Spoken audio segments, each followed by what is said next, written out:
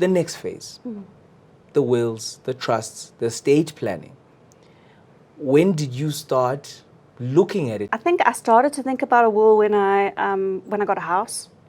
Because I thought, okay, now what? You know, I've got this massive, well, in my mind, is this huge investment. Like, what's going to happen if I pass away? I also think it's about keep it simple. You know, there's so many places that will help you. You know, there's so many institutions that will help you to put a will together. Wills and trusts, I got introduced to this by a friend who happens to be an attorney. And again, I think it goes back to surrounding yourself with the right people who in their own right can speak with authority on some of these things. There is a benefit in that, in ensuring continuity.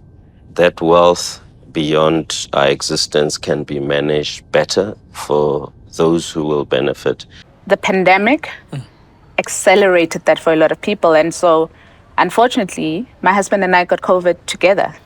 That was very sobering for both of us. Because I think as much as you engage estate planning and stuff, you do it as a responsible citizen, but not meaningfully. You're not engaged in it. No, you're not fully, you're not really going, okay, this is how I'm planning. And then, but also you're not using it to identify gaps. I think when you change your perspective on engaging, you know, the future for me, and looking at it less around what I'm leaving for people after I'm here, but more around how does it shape how I live today. We always joke around and say we want to be remembered, you know, as the grandma and grandpa who started the journey of being debt-free. That again is part of estate planning. This time around, my kids will be there. Yes. And I've always wanted them to be part of it, but you know, initially they didn't want to be part of it because once you start talking about the day your father dies, it was very uncomfortable for them. They don't want to talk about that stuff.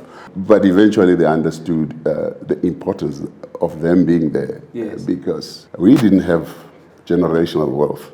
That you could pass. No, I mean, our parents used to say, you go to school and then you sort yourself. Go look for a work, for a job, and then you sort yourself out. Fortunately, us will reach a situation where there will be some generational wealth that you leave for your kids. You need to talk about how they have to make sure that whatever they get, they look after it in such a way that the next generation also gets a start, some kind of a head start.